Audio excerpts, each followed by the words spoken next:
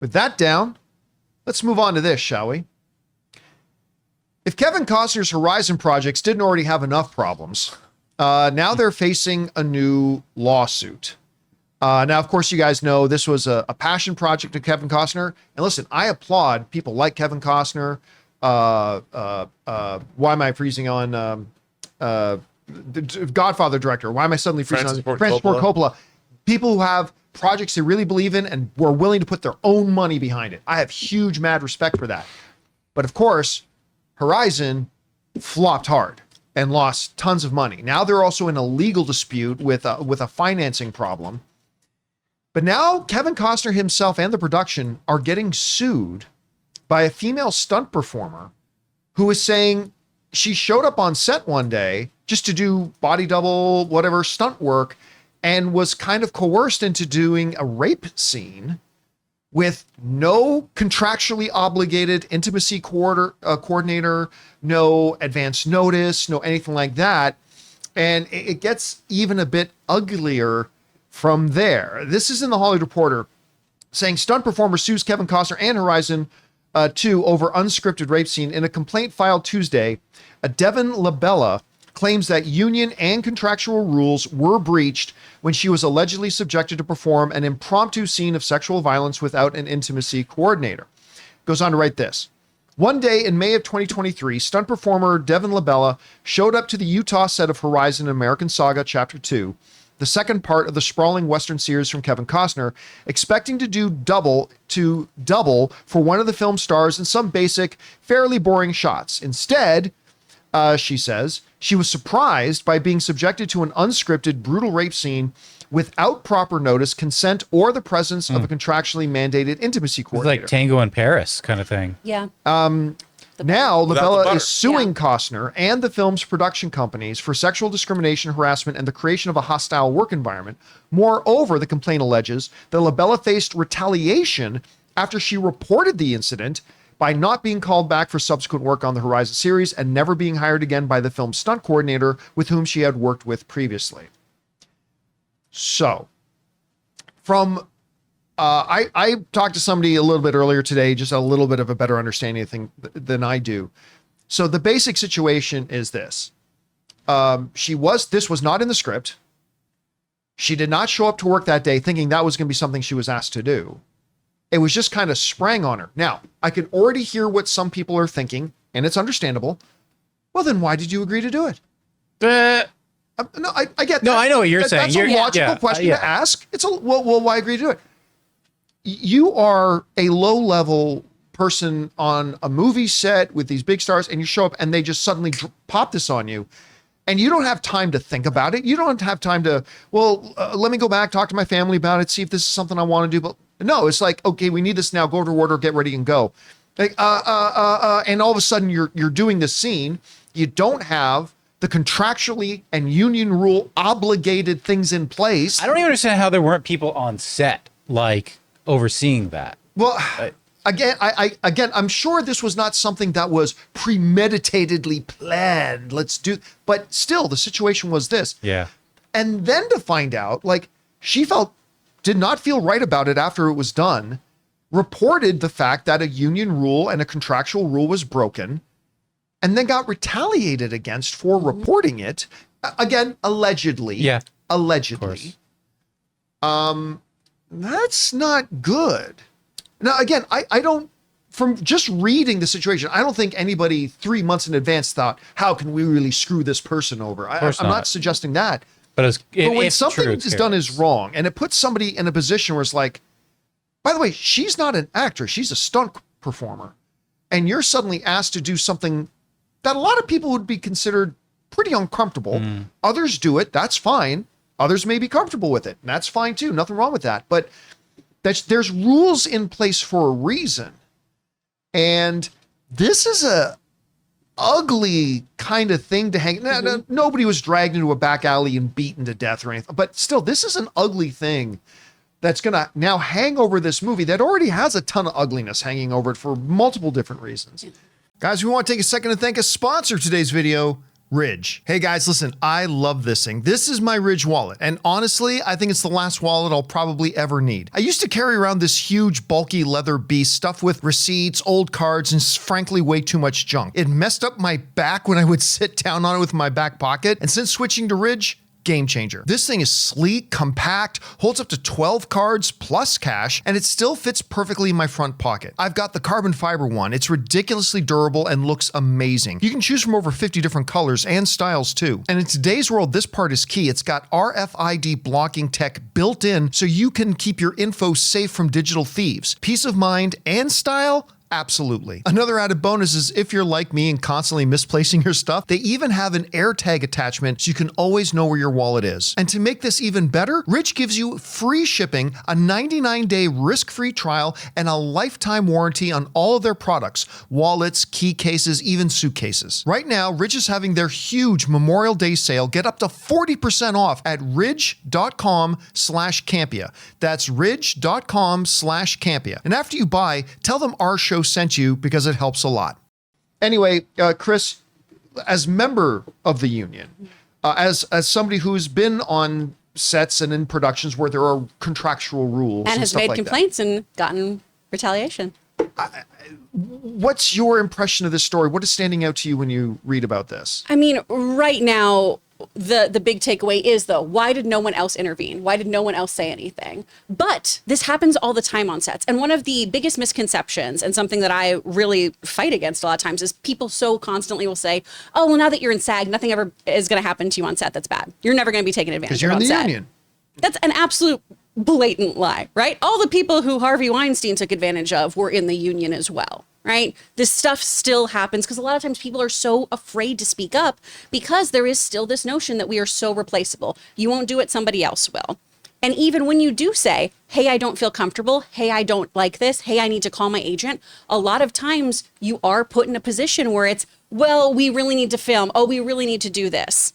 A friend of mine was working on a Lifetime film, and they sprang on her, hey, the guy who's assaulting you in this movie, we're going to have a dream sequence where he like climbs on top of you in this sleep moment. She goes, no, he's not. We didn't agree to that. Absolutely not. No, it's going to be fine. It's going to be fine. This was a female director, by the way, too. No, it's fine. You're with us. You're safe. Don't worry about it. And she kept saying, hey, I don't want to do this. And they pushed and pushed and pushed and just went, we're going to do it. And she had a really horrible time and was very aggressively pushing him away from her in the scene. And I think they ultimately cut it because it didn't work, but it was a position she was put in that was so uncool. And her manager and her agent both threw a fit of, you did not clear this with us. You did not clear this with our client. People try to pull this all the time. Mm-hmm. But to have it happen on a set of this quote unquote caliber is particularly upsetting. It's amateur, such an amateur move. Yeah. It's ridiculous. And a lot of times when you do speak up, you do face retribution. I haven't experienced something this egregious. I had a moment on a SAG set where I had gone to my costume fitting and everything was a sample size. So 0s and 2s. That's not me, y'all. Look, I'm a thick girl. Okay. All right. Did that get you? Oh no. Almost I got you a spit on there. That's why we love you though. Yeah. I like eating. I have no problem with it. And so I went, hey, my size card was turned into you guys. I'm not going to fit in all of these. And they made a big stink about how I was too fat for their clothes. And that's how they kept phrasing it on set. And I called my agent in tears, being like, I'm being bullied on set. This is really horrible. We turned in my size card, right? And she was, yeah, of course we did, girl. I got you. And then when it was, hey, you can't talk to my client this way, a bunch of those costume people did get replaced. But I still, when I showed up to set to actually film, I still had clothes that were too small for me. And ultimately, I ended up being cut from that commercial. And a lot of it was my agent thinking, hey, I think we raised too much of a stink on this one. Wow. Now, we'll never know if that's it. They might have just gone, hey, we don't need this girl in this. But there's still always going to be that little doubt in my mind. And that's the unfortunate thing as an actor of, should I not have complained? Should I not have said anything? Should I not have called somebody? And I absolutely should have. I'm so glad I did, because I'm really glad those people were put in their place. I'm so glad my friend fought back. But we're constantly put in these positions where even when we speak up, we're still told to shut up and deal with it, or we're still coerced into doing things. And it's just really unfortunate. Now, that's all to say I'm believing this person, right? We could find out, hey, nope, they absolutely agreed to do this. They had signed paperwork. They'd done all this other stuff. Right now, it just doesn't seem like that's the case. Rob, you're reading this story. I mean, you've heard stories like this, like over the years and stuff like that. But what's standing out to you when you? Well, first of all, I worked on a show for HBO and Cinemax that had a lot of sexual content, and there were waivers that were signed, and the producers the directors, we talked to all of our actors before we shot, and had conversations. What are you comfortable with? What are you not comfortable with? It was very clear what was going to happen. The thing this to me is extraordinarily unprofessional. What's really unprofessional about it is a stunt performer is not dealing with the same kind of emotional content that an actor is. You go do this scene because our actress playing the role doesn't want to do it. Right. And a stunt performer is thinking about safety, is thinking about, doing high falls, falling off the back of a horse. But when you spring this on a stunt performer and say, okay, you're going to be graped, in this scene, and you're asking a stunt performer to do something that they're not there to do. Yep. Which is to have an emotional response to this. And that's not something easily done. You can't, if someone is unprepared to be in that kind of emotional duress, you can't just expect them to do that. I mean, I'm like, if I was the producer on that movie, I would have said, absolutely not. There is no way we're going to do this. And if we are going to do it, it's certainly not going to be with a stunt performer. Mm-hmm. And it's certainly not popped on them when they show up to set. Not at all. This is something that you plan, whether there's an intimacy coordinator or not. This is a conversation that should have been had with the performer days in advance. You have to prep for that kind of a scene. Mm-hmm. I mean, even though it's make-believe, it's harrowing. Did you ever see The Accused? How hard was that that was not an easy movie to do for Jodie Foster. And she knew what she was getting into. Well, and even we only did audio for True Noir, right? We just did audio. And our sex scenes in that were discussed and talked about ahead of time. And it was made sure that everyone was comfortable. My really emotional scene in that we did just like a few times because you were really nice and didn't make me keep crying over and over again. Well, you killed it. Thank you. But I had to have a really horrific kind of image in my head of what was happening. And it was a thing that was very close to home to me. And that's the kind of thing that you have to shake off afterwards. You have to have a good director and good crew who allow you that space to kind of freak out and also get back to square one. Well, as an example, same thing. Katie Sackhoff asked if we could talk beforehand. Mm-hmm. So she wanted me to have a conversation with her because she also had an intimate scene. I mean, even though it's audio only, we had a long conversation about her character and what it was all about. And once she heard what I was saying and that we weren't doing it, it wasn't exploitation, then she was like, okay. It reminds me, I made this little movie a bunch of years ago called The Anniversary. And in it, I had 2 semi-nude scenes with 2 different characters. Mm-hmm.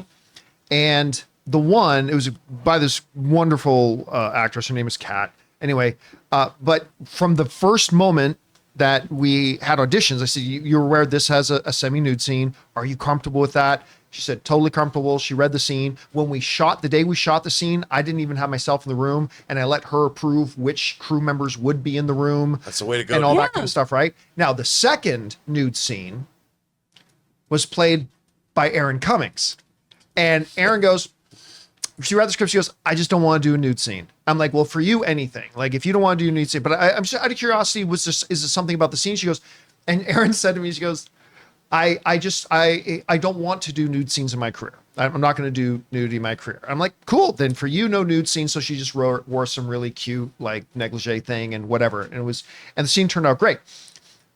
Shortly after debuting my little movie, The Anniversary, she later got hired onto this show called Spartacus, in which we had a little viewing party with her, in which Erin's naked a lot in Spartacus, and she's awesome in it. And I turned to her and I went, what happened to never doing nudity? And she put her hand on my shoulder. She goes, John, I love you, but you're not Spartacus. I'm like, fair enough. Oh man. Also, we're gonna just keep talking about Erin. If you want to hear about auditioning for those kinds of scenes and everything too, she has a really great podcast episode of that one audition where she talks about what it's like to have those kinds of intimate chemistry read auditions, and it's so insightful. Yeah. Anyway, guys, we spent a lot of time on this. Question is for you.